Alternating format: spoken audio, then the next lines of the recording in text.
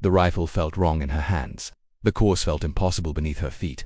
Every drill ended the same way. Recruit Emma Torres flat on her back, gasping, while the rest of her platoon finished minutes ahead. 6 weeks into basic training, and she was dead last in everything that mattered. Marksmanship, hand-to-hand combat, tactical response drills, the physical tests she could pass, barely, through sheer stubborn endurance.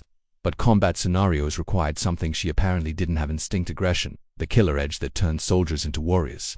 Her drill instructor, Sergeant Kowalski, had stopped yelling at her by week 4. That was worse than the screaming. It meant he'd given up, written her off as one of the inevitable washouts who looked good on paper but crumbled under pressure. 23 years old, double major in linguistics and computer science, fluent in 4 languages.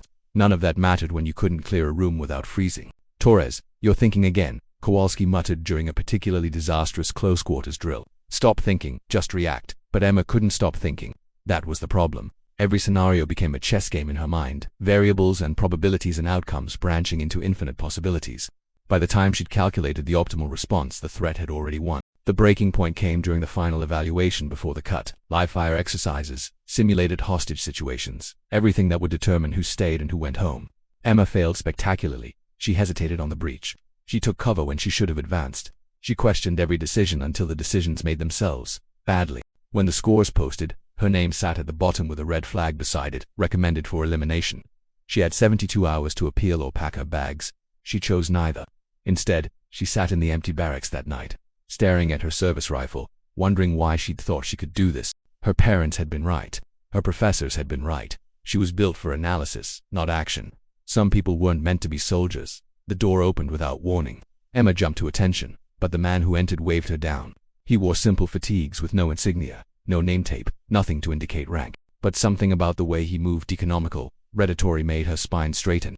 "Recruit Torres," his voice was quiet, almost conversational. "I'm Commander Price. Mind if we talk?" She recognized the name. Everyone did, even fresh recruits. SEAL team operations, classified deployments, the kind of man whose official record was mostly redacted. "Sir, I'm not sure I'm worth your time. I'm washing out in 3 days. I know I read your file. All of it." He pulled up a chair, sat facing her. "MIT scholarship at 16. Graduated top of your class. Turned down private sector jobs paying $500,000 to enlist as an E1. Why?" Emma swallowed hard. "My brother. He was Army intelligence.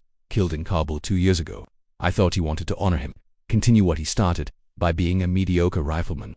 Price's bluntness stung, but his eyes weren't cruel. "Your brother wasn't infantry either, Torres. He was intel, and according to the reports, one of the best analysts the Army ever had." He leaned forward.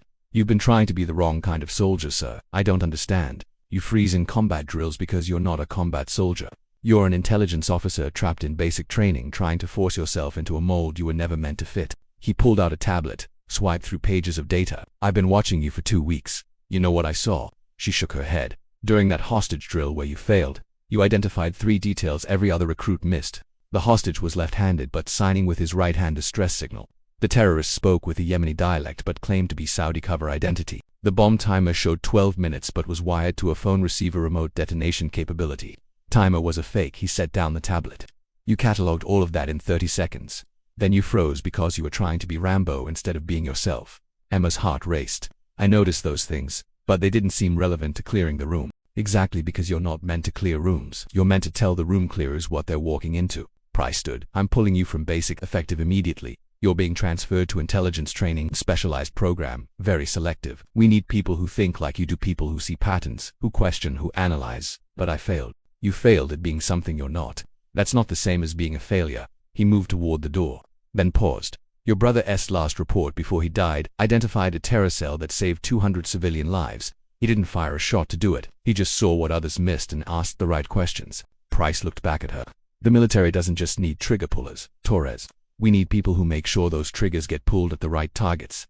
3 months later, Emma sat in a classified facility, headphones on, translating intercepted communications in real time. She'd found her rhythm, her purpose. The puzzle solving that had paralyzed her in combat drills now saved lives from a desk, identifying threats before they materialized. She kept a photo of her brother on her workstation. Beside it, she deplaced a quote from Commander Price. "Stop trying to be someone else's version of a soldier. Be the soldier only you can be." She'd finally stopped thinking about being a warrior. She'd become something better, a guardian who fought with her mind, protecting those who fought with her hands. And for the first time since enlisting, she knew she was exactly where she belonged.